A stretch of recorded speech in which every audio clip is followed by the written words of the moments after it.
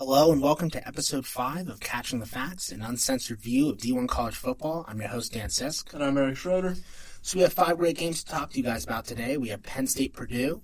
We have Pitt and Clemson. We have Georgia and Tennessee. We have Oregon and Wisconsin. And we have BYU and Kansas. So we got a great lineup for you guys today. So Eric, how about we start off with Penn State, Purdue? All right, so Penn State won 49-10 versus Purdue away. And Penn State had 539 total yards, 305 passing, 234 rushing. And Purdue had 302 total yards with 217 passing, 85 rushing. I mean, it was just a dominant performance from Penn State. That's really all it was. And Purdue couldn't get a touchdown until all the backups were in. Yeah, they couldn't do anything. Yeah, it was a massacre. Yeah, from start to finish. Started out hot. Defense played great. I mean, it's Purdue, but still. D1 team. And also, one of the big takeaways, one of really the only takeaways that I could have from a game like this was Franklin really took the time to rest the starters. Mm-hmm. He didn't overplay Aller. He didn't overplay Warren. He didn't overplay any of them so that they could make sure that they're ready for Minnesota next week. Because even though Minnesota should be a super difficult game, Minnesota's a decent team, and losing to them would kill your playoff hopes. So. Or at least seriously hurt them. So I think that was the right call on Franklin's part. Yeah, and you can tell he was kind of experimenting in a way. Franklin was with Warren even. He lined him up at QB, then Al lined up in the slot, and then Warren threw it to Aller. Aller throws it back to him, and then he gets to the 6, and then Nick Singleton scored on the TD. But Warren did play good though. I mean, he had 3 carries for 66 yards and a touchdown, and he had 8 catches, 127 yards, and a touchdown as well through the air. So he played good. He did play well. And I was also really impressed by the backup TE, Luke Reynolds. He's a true freshman. He hasn't gotten playing time because Warren's been playing out of his mind this season. Yeah. But he was the number one tight end in his class, and he showed a lot of promise. Warren's been having such a good season that I forgot that a backup of Reynolds' caliber was on the roster in the first place. So when I saw him, I was like, wait a second, who is that? I had to look him up to remember. But yeah, he's talented. It's a shame that Warren has been playing out of his mind because Reynolds is really talented, and he's just not getting the playing time. I mean, they got depth in that position, so they'll be fine once Warren leaves. Well, they have depth at tight end, but they have no depth in the receivers as a wide receiver. Mm-hmm. Their wide receiver lineup is weak. Yeah. Man, my God. I mean, most of the receiving yards went to Warren and the 2 running backs. I mean, it just really weak wide receiver lineup. Harrison Wallace is average at best. Julian Fleming is irrelevant. Let's just call it like we see it. They're really struggling at that position, and that's probably the main reason why I suspect they're going to lose in the first round of the playoff, because they do have the defense to compete with some of the teams that they would have to play in the first round, but they don't have the depth of wide receiver. Yeah, but Purdue. My God, what happened? They were a couple years ago. They were in the Big Ten title game, and now they're 0-7 in Big Ten play this season. 1-9 overall. This was a program that was never huge, but I mean, Drew Brees is an alum, obviously, and they have a couple other big players over the years in that program.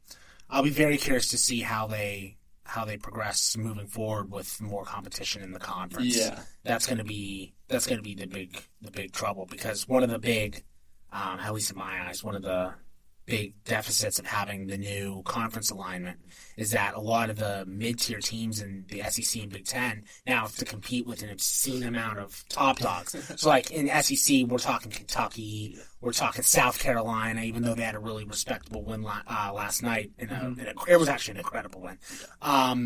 Those teams are going to really struggle to compete with Georgia and Texas and Alabama and A&M. And then, same thing over at the Big Ten where you have to compete with, I know Michigan's having a down year, but, Michigan, Ohio State, Oregon, USC, all that. So it'll be interesting to see Purdue in the next couple of years if they can somehow level up. But right now they're just they're pretty irrelevant. So and with that loss, that's their They have a losing streak of 8 now on the year. They won the first game, and that's it. Jeez. So not good there. They're 3-17-1 versus PSU, and on a losing streak of 11 to Penn State. So, it makes sense. I understand. Yeah. They just that's one of the schools where you just have to feel for them because the conference alignment is really going to hurt their record. It is, yeah, for sure.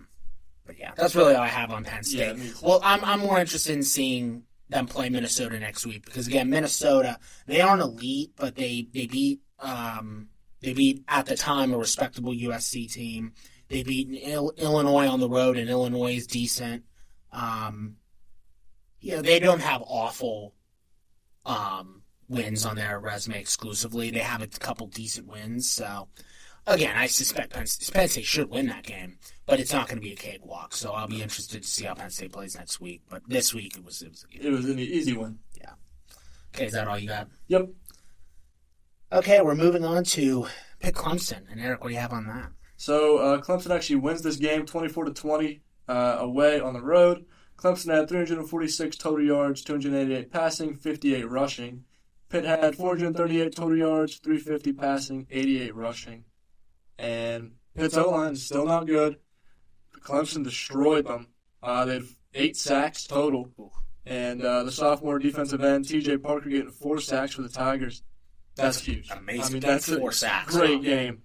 But Yarnell, actually, he started this game because Holstein's still injured. He had a great game. He did. Fantastic. I was very impressed. I was really impressed with what I saw from him. He had a couple errant throws, but other than that, he was very, very accurate.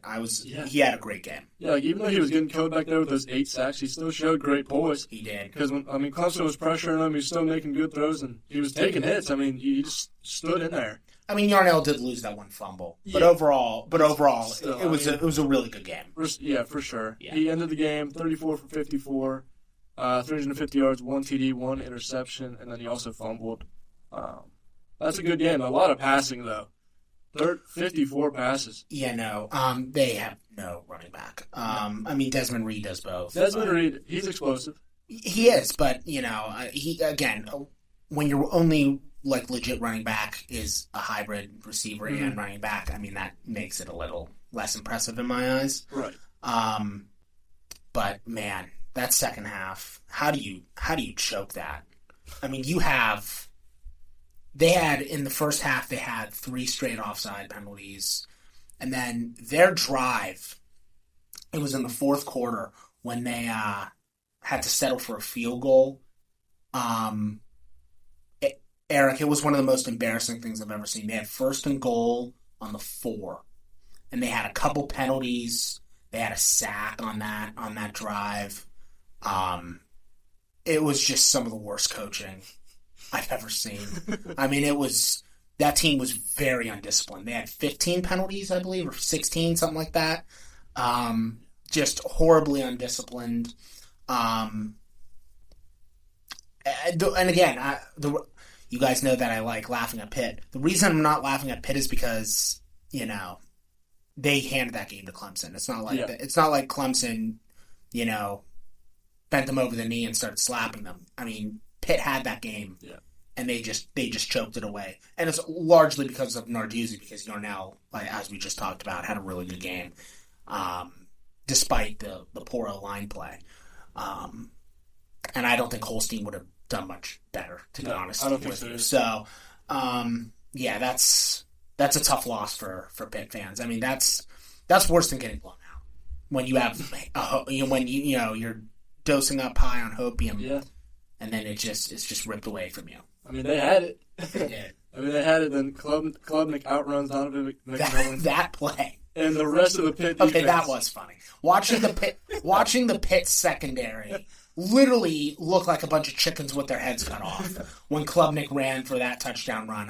That was really entertaining for me. But, there goes Pitt's playoff chances, if they ever had any. I don't think they did. Did they ever have a legit one? I don't so. think they did either. I'm just saying that to make Pitt fans feel better, Eric.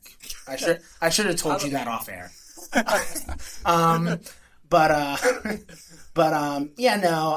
I stand by it, and we're going to talk about Miami next week when they have a big game. But I really feel that Clemson in the ACC is the team that I have the biggest eye on. I think they have.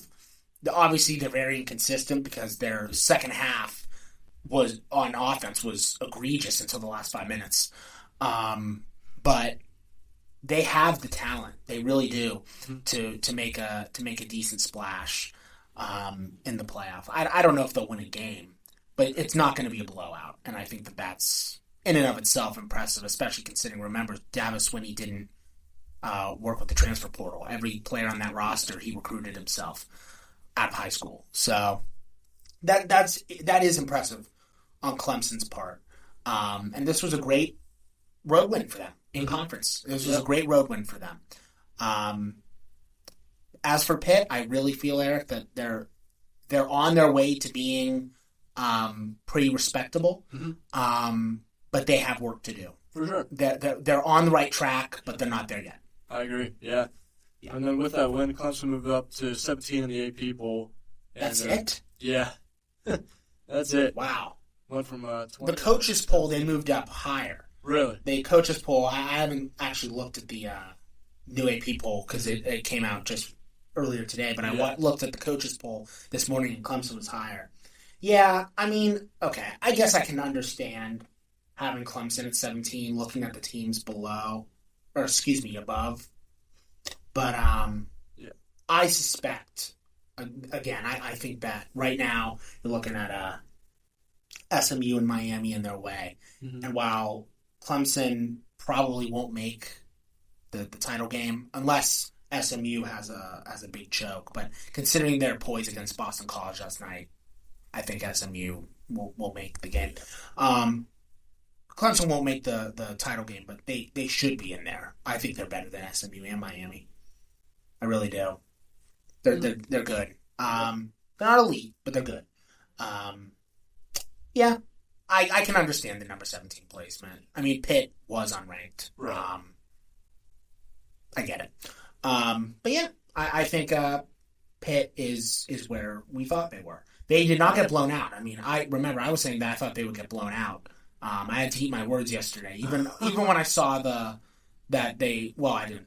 Even when I was watching it and saw that they would lose, I was like, you know what, Pitt, you played a lot better than I expected you to. Yeah, I mean, respectable. Yeah. Do you know Josh Shapiro was at the game? Really? I had a friend send me a picture of Josh Shapiro in Pitt gear, and I was like, man, I'm surprised that given the results of the election, he has time to try to loosen up at a Pitt football game.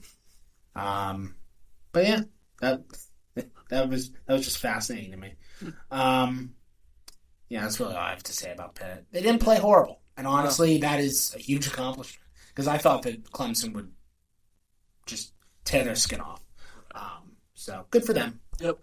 Okay. Good try. Good attempt. I agree. Moving on to Georgia now. Georgia, Tennessee. Yes. Georgia wins at home 31-17. And Georgia had 453 total yards, 347 passing, 106 rushing. And then on the other side, Tennessee, 319 total yards, 167 passing, 152 rushing. And big win. Yeah. Huge win. Carson Beck finally shows up. He went 25 for 40. And even though 20, sorry to interrupt you, good. Even though 25 and 40 isn't like an amazing passing percentage, watching that game, it was largely because of drop passes. And he had a really good game. This was a huge game for his confidence. Because right at the beginning of that game, it looked like the offense had no confidence. And as the game kept going and going, you could tell that they were getting more and more charged. And they were getting more and more confident. Sure. But that was huge for them. Anyway, continue. No, I mean, it was. He played great. He made good decisions through the air. He made great throws. And then even on the ground, he played good. He rushed for 32 yards. He rushed for a touchdown, though, on 3 carries. So that's solid. Yeah. And then on the other side, Nico Iamaleava didn't play great. 0 TDs, 0 interceptions. He just couldn't produce through the air. He couldn't produce. I will say this: he didn't make mistakes. No, he didn't make. He strikes me as someone who's really smart. Yeah. He has the poise. He never got rattled in the field in the pocket. And he was, again, very smart in that he didn't make a lot of mistakes. He just didn't actually produce. Yeah, I mean, Georgia's defense played great also. For Tennessee, it's like, yeah. Yeah. You know, you're like, yeah, crap.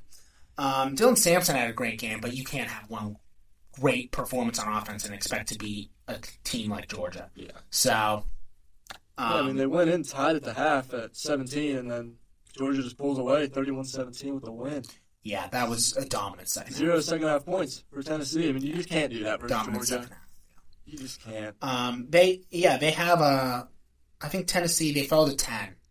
Yeah, they did. On the AP poll. They'll probably fall to a similar spot in the playoff poll that comes out on Tuesday. I suspect, because right now, if I had to put money on it, it's looking like Tennessee is a very good candidate for Penn State to play in the playoff first round. Yeah. Because remember, the winner of Oregon-Indiana, which I think we all assume that's what the Big Ten Championship is going to be, unless, well, actually, no, it would be Ohio State. If Ohio State beats Indiana, then it's going to be Ohio State going to the title game against Oregon, which would mean that Oregon and Indiana would both be above Penn State, and Penn State would probably fall to 7, because remember, the top 4 are going to be the 4 conference winners. So there's a really good chance that Penn State plays Tennessee in the first round of the playoff and hosts Tennessee. I should clarify. And so I was actually watching that game through that lens, seeing will Penn State be able to stop this team?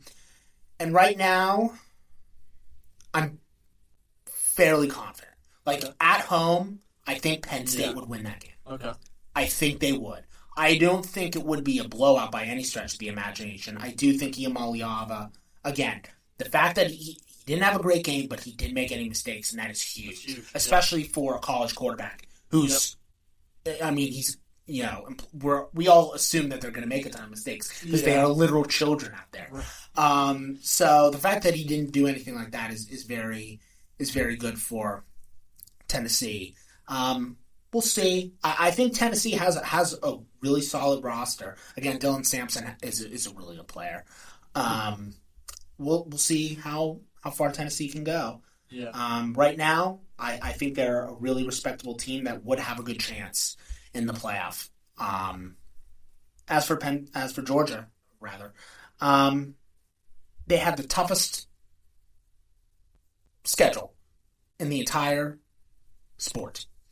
And they have 2 losses, one of which was because of a miracle by Alabama. That play should not have happened. That's why Georgia lost that game. And then the other one, as we talked about last week, was a blowout. But Georgia should have been in the top 12, and the fact that the committee left them out on Tuesday was insane to me, given the fact that they had 2 losses with the hardest schedule in the entire sport. And last night, they could not have made a stronger case that the committee was wrong. Kirby Smart said so in his post-game interview. They asked him about what the committee did, and he said that he truly had no idea, in the most respectful manner possible, he had no idea what the committee was thinking when they left Georgia out. And I think that Georgia made a huge case last night. Oh, yeah, for sure. They made a huge case for themselves last night. Yeah, and Kirby Smart, he just made great coaching decisions. He did. He made this one decision where it was Oscar Delp got wide open in the end zone for his second TD of the game. And that was in the second quarter as well. Delp had a fantastic game. He was probably their biggest assist. He was probably their biggest factor on out of their receivers. For sure. Lovett had a solid game too. Yeah. I think Georgia is definitely worthy of going up in the AP poll. Right now they went up to 8, and that's a reasonable spot for them. Yeah. You can't put them above Alabama, given that Alabama beat them. You can't put them above Notre Dame because Notre Dame only has 1 loss, and everyone else above them either has 1 loss or is lossless. Right. So I think 8's a reasonable position for them. They should have a breeze. Georgia's schedule, they have UMass next week, and then the week after that is Georgia Tech, who's not horrible, but Georgia should steamroll that team. So, We'll see where Georgia and Tennessee end up. I think everyone is kind of on the same page that Georgia and Tennessee will make the playoff. It's just a matter of where. And right now it's looking like Georgia might actually, I can't believe I'm saying this, might actually be able to host a first-round game. And it looked like they would just barely get in a couple weeks ago. So that's an impressive comeback. They needed to win out to make the playoff, and this was the toughest game. And they especially with that second half, I mean, they were just firing on all cylinders. It was impressive. Yeah. Yeah, and Georgia now has a win streak of 8 versus Tennessee. So 8 games in a row. Yeah. Wow. 29, 23, and 2. That and Florida. I mean, they just those two rivalries. They dominate those teams. They do. Also Georgia Tech too, but Georgia Tech's irrelevant to them. I mean, they have Georgia Tech. Let's put it this way: Georgia Tech's biggest rival is Georgia. Georgia has like 5 rivals that they would put above Georgia Tech. Let's put it that way. Right. So they would dominate that one too, but that's not as important to Georgia. But yeah, huge win for them. I'm curious to see how far they go. Yeah, me too. Yeah, because I already got on them. That is all. Okay, moving on to the game that I'm personally really excited to talk about. Oregon, Wisconsin. Eric, what'd you see? So Oregon wins, barely, 16-13 versus Wisconsin on the road. They had 354 total yards, 218 passing, 136 rushing. Then Wisconsin had 226 total, 96 passing, 130 rushing. What is wrong with you, Wisconsin? Yeah, they had it. You had it in your hands. You had it.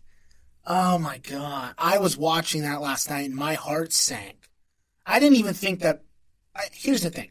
In my gut, I knew that Oregon was going to win. Yeah, but I didn't know if it was going to be that close. But the fact that Wisconsin... Let's put it this way.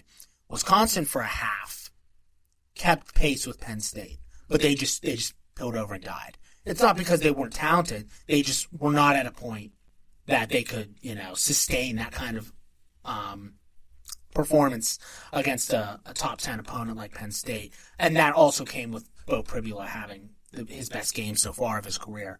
But Wisconsin showed a lot of guts. The energy was electric.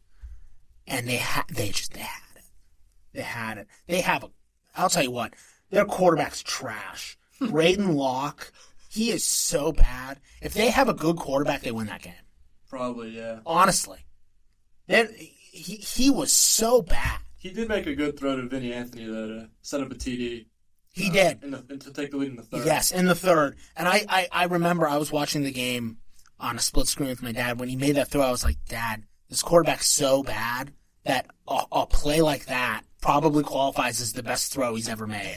Like, that's how bad he is. Yeah. This team, I'm not a Wisconsin fan whatsoever. Man, I was rooting for them so hard. Yeah, me too. I mean, of course. But we talked about it a bit. Was it last week or 2 weeks ago? There's no one team.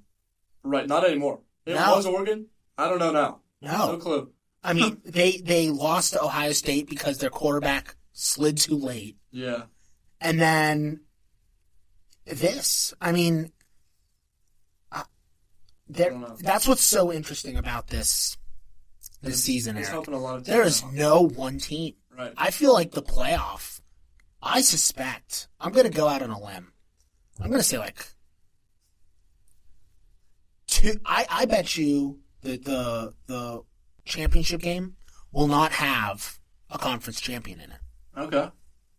I suspect that the last game of the season, the national championship, will comprise of seeds from 5 to 12. I do not think 1 through 4 will get in. I really don't.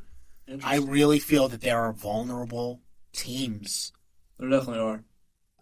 Across the top 12. Yeah, these playoffs are going to be really good. To varying extents for some teams. For instance, I mean, I think that Penn State is probably one of the weakest in the top 12, although I still believe that they deserve to be in the top 12.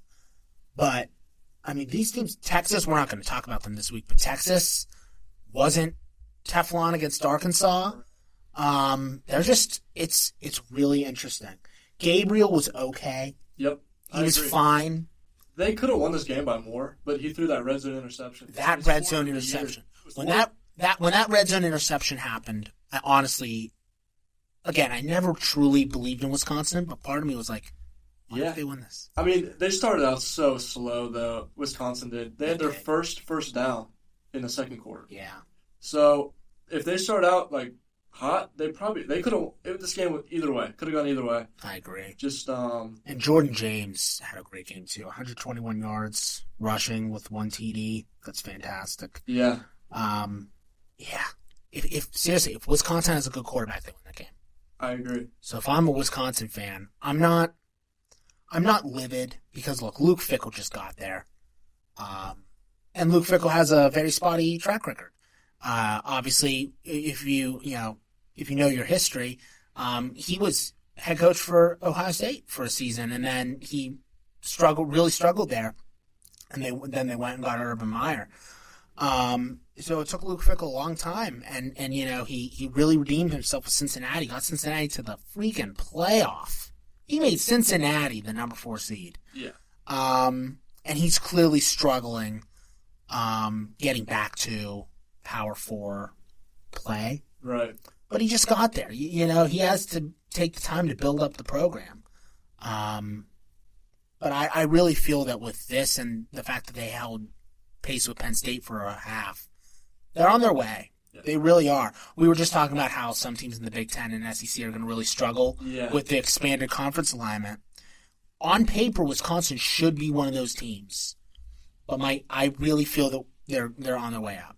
Yep. I mean, just get a quarterback and you'll be Unlike good. Michigan State, who also just made a coaching change, but that is really blowing up their face. It is. Yeah. So. Yeah, Braden Locke only had 96 yards. Ugh.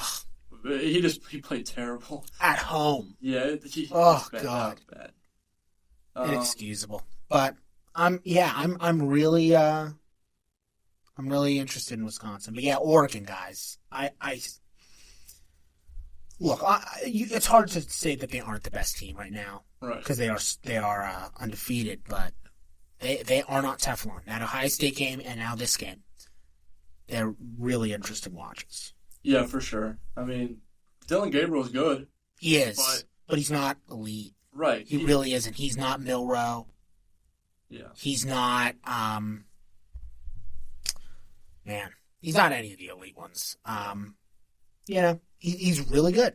Yep. I'm not hating on him. Yeah, but they're still first in the country. They have a 100% chance to make the playoffs. They will. But Gabriel, he's not Milroe. Yeah. He's not Ewers.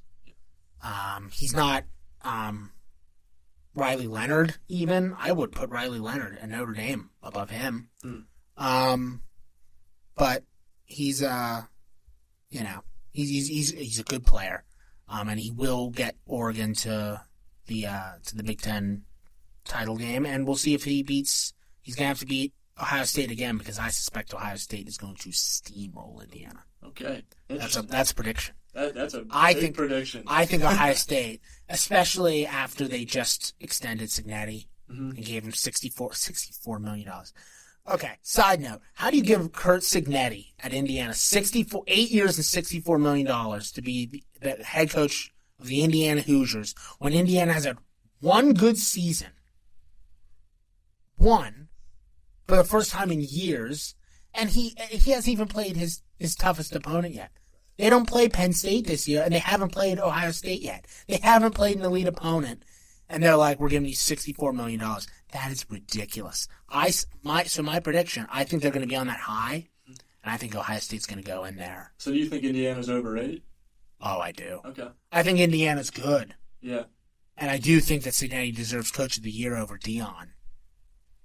But I think that Ohio State is going to go into that game and just freaking dominate them. I really, really do. I think Jeremiah Smith is the big deciding factor. I think Will Howard's good. I don't care what mistake he made at the end of the game against Oregon. He's a very good quarterback. Smith is elite. He's not Marvin Harrison, but he's ridiculously talented. Yeah. And I do think that the weakness of Indiana's schedule is kind of blinding the committee to an extent. They are good, but they're not number 5. I mean, hey, keep ranking them higher, because if Ohio State beats them, it just looks better for them. So. That's true. That's very true. Just keep ranking them. But anyway, we're getting off topic. We are. Point is, Oregon, They're really good, Yep. but they are not Teflon. They really aren't. And this just that reinforces the point that Eric and I made about the fact that this season is so bizarre. The playoff, man, I cannot wait for the playoff to start. Yeah. I can't wait. It's going to be so much fun to watch. Okay, is that all you got on them? Yeah. Okay, finally, the shock of the week, at least for me. Me too. I could not believe it when I woke up this morning to see this. Eric, what do you have on BYU and Kansas? Yeah, so BYU loses to Kansas 17-13. BYU had 354 total yards, 192 passing, 162 rushing. And Kansas had 242 total yards, 169 passing, and 73 rushing yards. Here's what was interesting. Kansas at 3-6 on the road at BYU went in as 2.5-point favorites. Yeah. 3-6 against undefeated BYU on the road, and you are favored. Honestly, I didn't know what was the origin of that spread, but clearly the people who set the spread are smarter than me, because what do you know? Kansas freaking won. I was like, oh my gosh. I could not believe it. And now BYU is reeling because Arizona State had a huge win last night on the road. They host BYU next week, Eric. If BYU loses that game, Arizona State will go to the Big 12 championship game and have a legitimate chance of making the playoff. There's a good chance that the Big 12 championship game will be Arizona State versus Colorado. That's crazy. Think about that. Arizona State was projected to finish 16th in the Big 12. 16th. Colorado was projected to finish 11th or 12th. I want to say 11th. And they have a very good chance of making the playoff. That is remarkable. It is. That is remarkable. I cannot say enough about that. And it also shows how, my God, the Big 12 is bad. Isn't the Big 12? The Big 12 is bad, man. The Big 12 is bad. Their top team, I don't think they have a team in the top 12. They don't. Boise State has gone in, and they're Mountain West. They're now number 12. Big 12 does not have it. They're worse than the ACC. Yeah. I can't believe I'm saying that. The ACC is also garbage. But we were talking about it last week, though. Yeah. Both Big 12 and ACC, the top teams. I know, but at least Miami only has one loss. I think Miami's legit, but and here's the thing: the more I see of Kim Ward, I know they didn't play this week, but the more I see Kim Ward, the more I'm impressed by him. You might be onto something there. And SMU is very respectable too, and that win against Boston College was very impressive. I know Boston College isn't the best team. Boston College really put up a fight, and SMU had a lot of staying power to hold on and win that game. But man, the Big 12, that's insane to me. We'll see what happens. BYU controls its own destiny. They have to win out. Because if they choke an undefeated season away and it results in a Big 12 title game of Arizona State and Colorado, I think it will be a huge black eye on the conference. I really, really do. Because that is embarrassing. Can you imagine Colorado being like 4 and getting a first-round bye? Eric, think about that. It's crazy. I would have never thought that going into the season. Yeah. But yeah, BYU, they had a good second quarter. Yeah. But after that, man, they just peeled over and died. What turned the game around was that Retzlaff, he threw a pick in the end zone late in the second quarter. Yep. And then Kansas got the momentum. BYU did play good. Kansas just played better. Momentum's a powerful drug. It is. You can never. I actually wrote a paper about it last semester for a class that was partially about momentum in sports and how complicated it was. And I tried to, put it into terms, and it took me weeks to figure out the terms to use because momentum is so difficult to put in. But any sports fan knows that momentum is strong. Yeah, and an interception. That's all it takes. Yeah. He did make some good throws though. I mean, he made actually a great throw to Chase Roberts in like a super small window. Yeah. Like the Kansas linebacker Cornell Wheeler had it in his hands. Yeah. Like it somehow like gets through his hands right to Chase Roberts, who also had to make great concentration to make the catch. But so he was making good throws, and he was kind of plays like that. It really, really impressed me. Yeah. I mean, Beck was making plays like that plays like that, like when you're on the run. Yeah, very. You have a very, very small window. It's every time it impresses me, and I I don't know why it still does because I've seen it done so often. Yeah. But it still impresses me. I mean, that's a tough throw to make. They make it look easy. It's tough. You should be impressed. Yeah, we'll see what happens with BYU if they don't make the playoff. Oh, I mean, that would be such a gut punch. Yeah, BYU had this game also. They had the ball with 8 minutes left because Jalen Daniels threw a terrible ball. Yep. Right to the BYU because Luke Grimm, he ran the wrong route. He was supposed to stop at the sticks on 3rd down, and he kept running right into the hands of Marquis Collins. So it was just miscommunication. Yeah. Too many mistakes. Yeah. Too many mistakes. And even though there was only like one earth-shattering mistake, the interception. Right. Even though there was only one earth-shattering one, that's all it takes. It is. Yeah. Especially because Kansas was freaking favored in the game. Yeah. I should have done more research before we got in the air as to why that's the case. 2.5-point favorites for a 3-6 team on the road against undefeated BYU. That's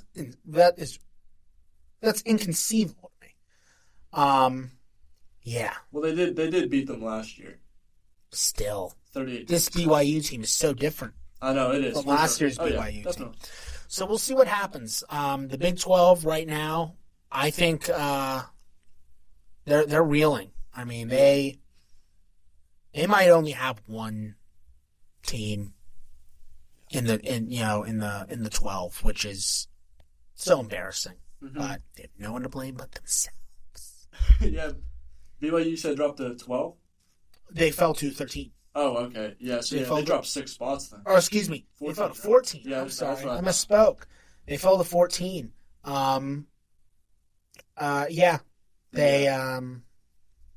There's no excuse for it. Nope. No excuse. Kansas is now 2-0 versus BYU as well. They've only played in the past 2 years. They've only played them twice. Yeah. That's interesting. Yeah, no. I had a dream where BYU played against Colorado in the Big 12 title game because I really wanted to see Dion lose to Mormons. Like that. That's just like that. Just that visual of like Mormons pouring rushing the field. Yeah, like a bunch of Mormons pouring onto the field as Dion, his son, and his surrogate son, and Travis Hunter have to slowly, lean their head down in shame, walking off the field. Like that visual. Like now, if I don't get it, I'm going to be disappointed. And now the Mormons are blowing it. And now they might not even make it. Yeah. Because I'll tell you what, that game is at Arizona State. Yep. I make a solemn vow that we will talk about BYU and Arizona State next week. Yeah. Normally, Eric and I, we text before the show goes live a couple hours in advance so that we can prepare our notes. But I'm telling you guys right now, we will talk about BYU and Arizona State next week because that will determine the Big 12 title game. Yep. Ohio State, Indiana. It's going to be a huge game. Obviously, Ohio State and Indiana. Yeah. That's the big one for me. Yeah. A lot of games to keep your eyes on next week for sure. Yeah, definitely. Okay, that's it for BYU. What about you? Yeah, that's all for me. Okay, guys, so that has been episode 5 of Catching the Facts. We hope that you will tune in next week because next week is huge for a bunch of playoff indications. Obviously, Big 12 and Big 10 title games are basically going to be determined next week. So we will definitely be keeping an eye out on that. ACC, we might see some solid numbers depending on what Miami and SMU do. But Miami and SMU have to run the table.